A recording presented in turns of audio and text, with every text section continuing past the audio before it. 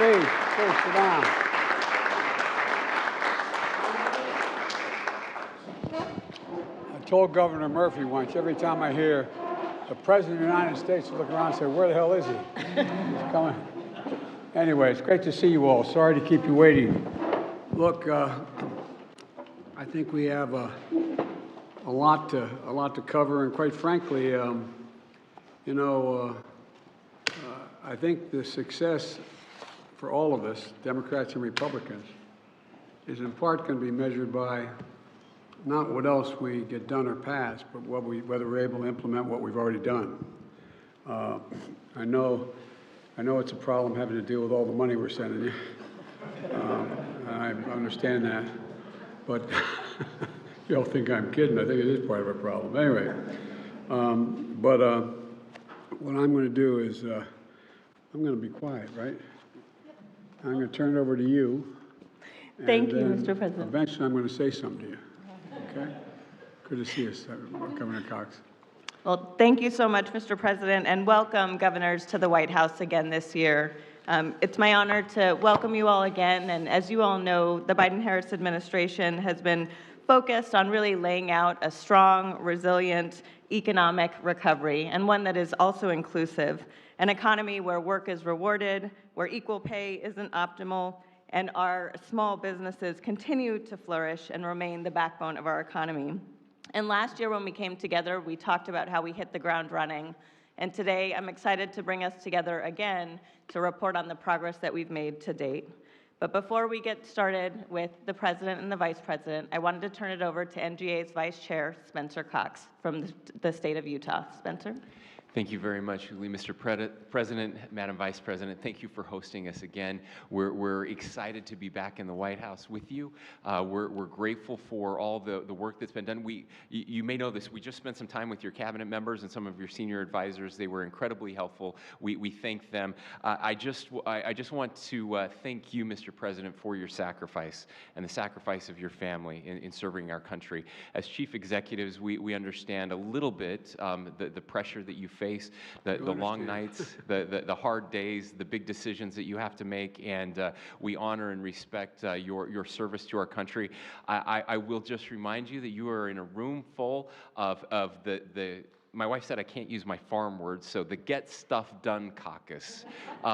Governors get stuff done. I know we've heard you refer to Mitch as the hurry the hell up to get stuff done. So we are partners with you in getting that stuff done, and we look forward to working closely with you. Thank you, Mr. President. Well, thanks, Gov. And now we'll hear from our Vice President. Madam Vice President. Thank you. Good morning to all of you, and thank you for your work. As the President has said, ours together is a partnership for the benefit of the American people. And having a background as a state Attorney General, I have some sense of the work that you all do every day in terms of meeting the needs of the diversity of your state, implementing policy in a way that actually hits the ground and has meaning and a direct impact on the families and in the individuals who you serve. So I thank you for your work. As you all know, the accomplishments that President Biden mentioned in his State of the Union were possible because of your partnership. From the very first days of our administration, during the height of the pandemic, I recall the many meetings by Zoom that we had with so many of you who are here, where you gave us a very accurate sense of what you needed and what the people of your state needed. Definitely the priorities at the moment were formed by the immediacy of the pandemic, but you also talked with us about longstanding issues that your state has faced when it comes to, for example, roads and bridges, when it comes to the need to have access to high-speed internet, when you knew that the economic fabric of your state relied on your small businesses and what they needed not only in terms of immediate relief during the pandemic, but what they need to not only survive and thrive as we move forward, in particular with the policies that our administration has emphasized when it comes to, for example, a clean energy economy and what we can do to grow our economy by thinking innovatively about what the future will require us to do today. So I want to thank you all for that. We delivered on many of these needs by making transformative investments that President Biden will highlight, and it includes our work to implement the largest investment in climate in our nation's history. We calculate that in addition to $370 billion that was part of the Inflation Reduction Act, overall we're probably looking at about $1 trillion that will hit the streets of America to address this pressing issue. And again, it will be your leadership that allows us to invest in families, in workers, collaborate with the private sector, and do the work that is not only about meeting the direct needs when it comes to the climate crisis and extreme weather conditions, but what we uniquely can do as the United States of America to be a model for the world around how we invest in our people and invest in our future. None of this work can happen were it not for you being there in the state houses, seeing this through. And we're very proud of this because we do think of this moment as being transformative. We do think of this moment as being a moment in the history of our nation where it is not about incrementalism. It is truly about jumping to a new plateau. And again, it will require your leadership every day to make our policies and our vision real. So I thank you for that. In the past year, I've met with 35 governors. Just this year, I've been to 9 states in 5 weeks, and I've had the opportunity to do what I intend to continue to do, which is to lift up your leadership. I underscored recently, for example, in North Carolina with Governor Cooper, the work that we are doing to support CDFIs, community banks, which support small businesses, both in their creation but also in their growth. Governor Josh Shapiro and I were together with the President in Pennsylvania to talk about what we need to do to implement our policy of, in the next 9 years now, removing all lead pipes and service lines in our nation, which has the benefit of not only allowing the work to happen, which means supporting the workers who do that, but also understanding the direct impact to public health and public education, in that, of course, the toxic water coming through those lead pipes has a direct impact on the ability of our children to learn. The work that we have been doing includes the work that was a part of my visit yesterday to Minnesota. Governor Walz, I talked about you. Where are you? I talked about you, mentioning that you were here, but your extraordinary leadership as a governor in passing legislation, working with your legislature in a way that will be a model around how states can actually reduce greenhouse gas emissions, all the while still allowing a transition into a clean energy economy. So this is the work we will continue to do over the course of this year. And in conclusion, I'll say that for so many of us, and certainly for me, I think that the theme of this year should be, for all of us, momentum. And this is not a partisan point. There is so much good and important work that happened over the last 2 years as a very specific moment in time in our country, an era, if you will, not just a political season.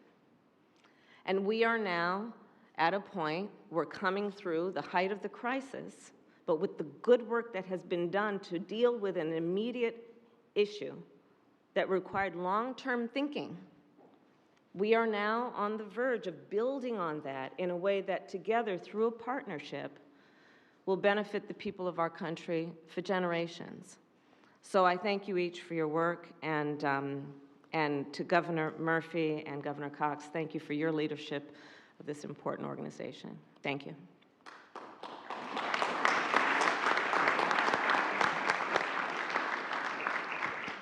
And I'd now like to turn it over to the chair of NGA, Governor Murphy from New Jersey.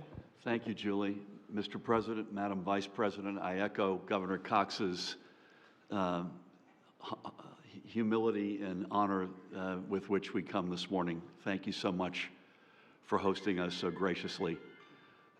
We had a really good discussion prior to your coming in about the many accomplishments that you've achieved, the Biden-Harris administration has achieved over the past couple of years, the Inflation Reduction Act, the Bipartisan Infrastructure Law, the CHIPS Law, the last second and third of those that the NGA full-throatedly bipartisan support.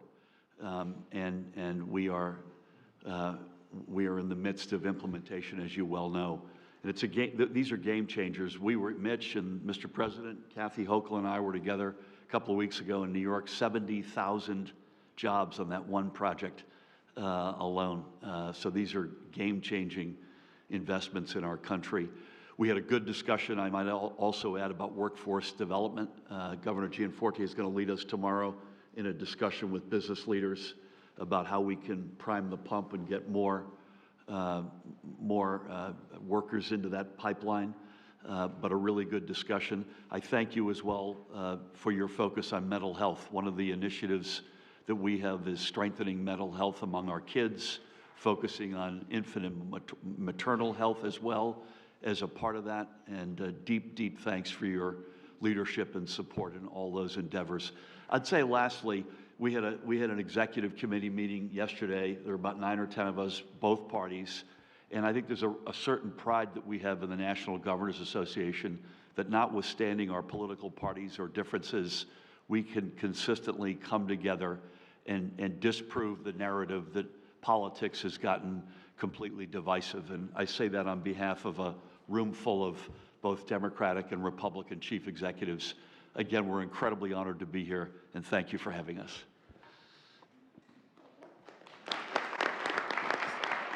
Thanks,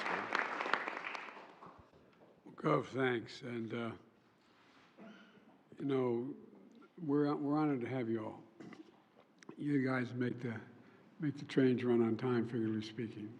Without you, none of this works. I mean, I really mean it. None of it works. And one of the things we have to do this year is we have, in a sense, almost too much to work with, because we got a lot we got to get done that we've already passed. And not even talking about new legislation, just what has already been passed. And you know, I know a lot of folks like to, and both our parties and the talking heads like to say there's not bipartisanship. 75% of what we did would not have happened without flat bipartisan.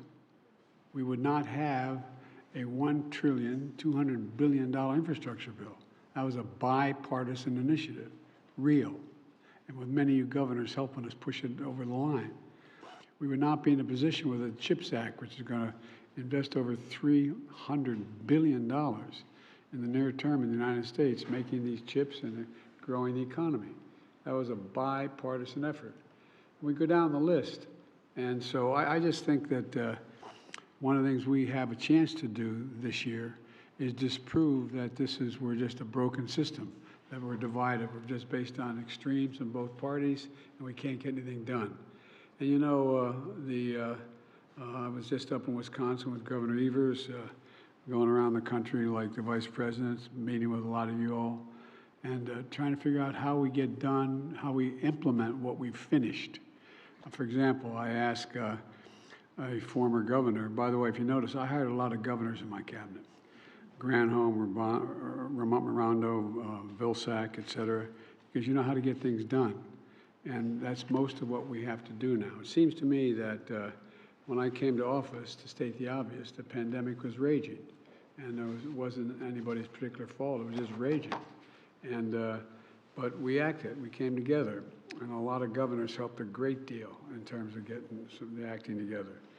And granted, at the beginning, it was we didn't have unanimity in what to do, but we passed a little thing that was about $1.8 trillion called the Recovery Act, and it pulled an awful lot of people out of real deep trouble.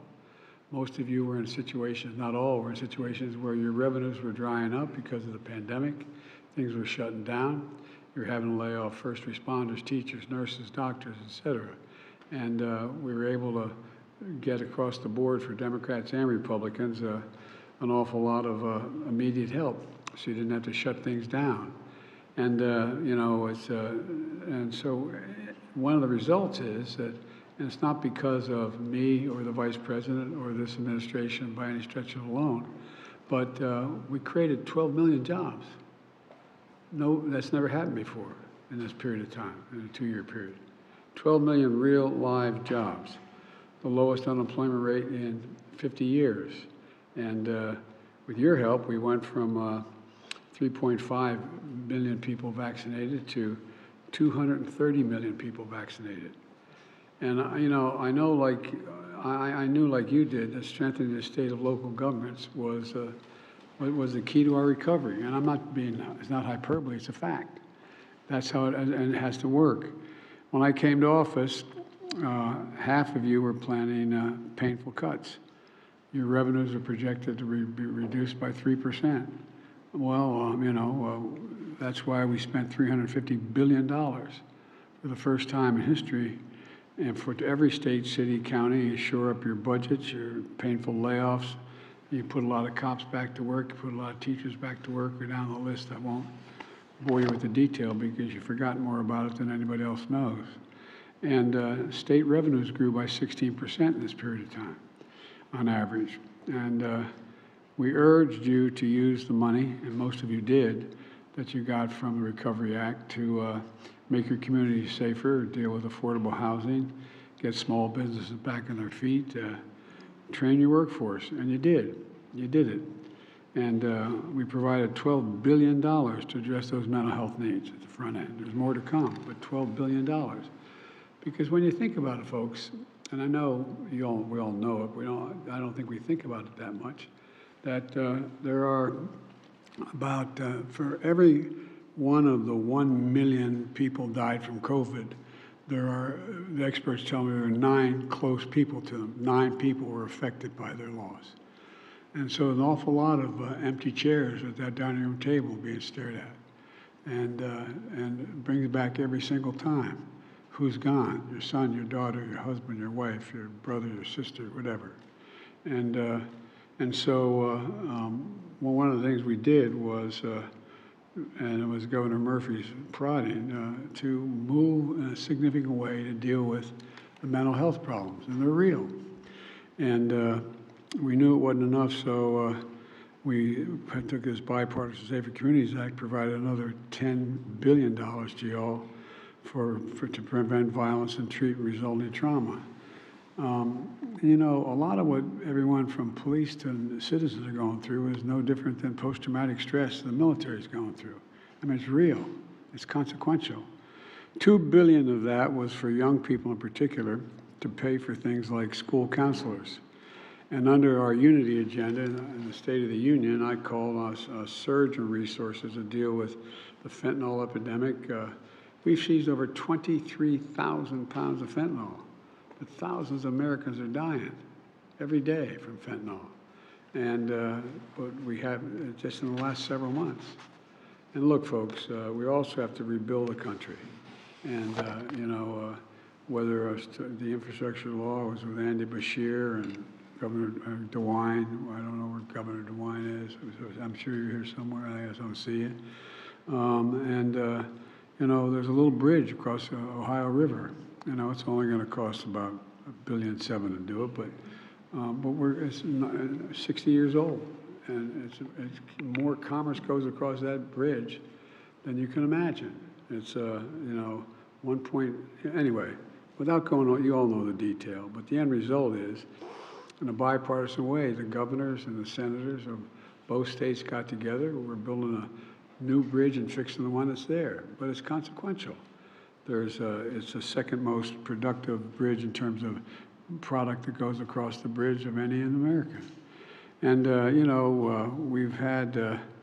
we've seen some spirited debate, but the point of this is we were able to do all this and still cut the deficit by $1.7 trillion in the last 2 years, the largest deficit reduction in history. And we had somewhat of a debate on the State of the Union.